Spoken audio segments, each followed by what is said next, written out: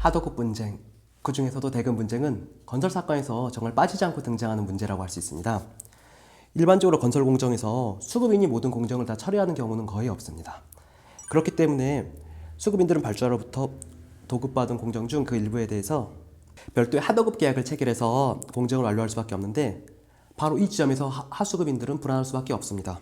내가 기껏 하도급 받은 공정을 다 했는데 원사업자가 만약에 돈을 없다고 안 주면 어떡하지, 이렇게 말입니다.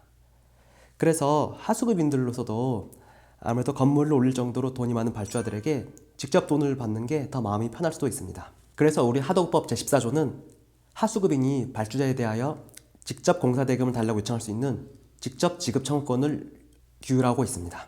이런 직접 지급 청구권이 발생한 대운의 경우는 발주자와 원사업자 그리고 하수급업자가 상호 합의하는 때입니다. 사실 처음 공사를 진행할 때는 발주자도 원사업자도 다 희망과 기대에 부풀어 사이가 좋고 하수급인에 대한 직접 청구권도 흔쾌히 동의한 경우가 많습니다. 문제는 공사가 진행된 이후입니다. 원사업자인 시공사는 시공사대로 원자재 가격이 올랐다, 설계가 변형되어 공사가 진행되었다, 발주자가 중도금을 제때 안 주어 공사가 늦어졌다 등의 사유를 주장하며 추가 공사비를 요구하거나 또는 완공지체 사유에 대해 항변을 하기도 합니다.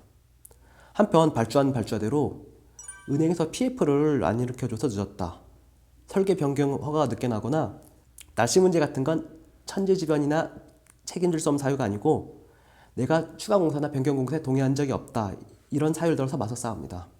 결국 이런 고래들의 싸움에 세운 하수급업자만 등이 터져나오는 것입니다. 아마 질문자분이 말씀하신 부분도 이 부분에서 그대로 나타난 것 같습니다. 이 질문자분의 말씀을 들어보니까 현재 상황은 이런 것 같아요. 그러니까 지금 발주자 그리고 원사업자 그리고 하수급인 사이에서 하수급 대금에 대한 직접 지급 청구권에 대해서는 동의가 이루어진 것 같습니다.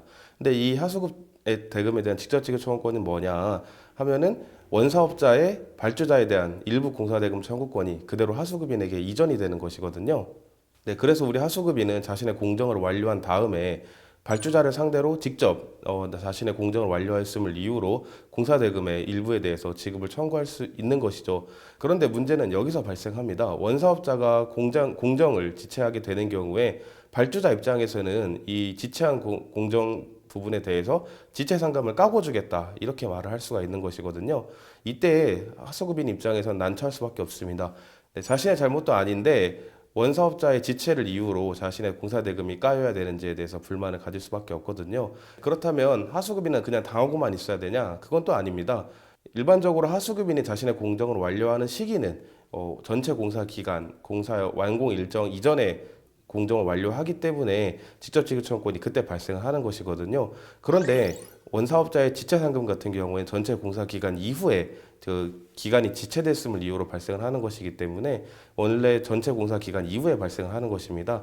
따라서 하수급인은 이 점을 주장을 하면서 자신이 청구할 수 있는 직접 지급 청구권은 원래 공사 기간 이전에 발생하였음을 이유로, 그리고 지체상금은 원래 공사 기간 이후에 발생하였음을 이유로 들어서 이미 이전에 나한테 발생한 직접 지급 청구권에 대해서 그 전체 공사 기간 이후에 발생한, 그러니까 직접 지급 청구권 발생 이후에 발생한 지체상금을 이유로 까고 줄 수는 없다라는 점을 주장할 수 있습니다.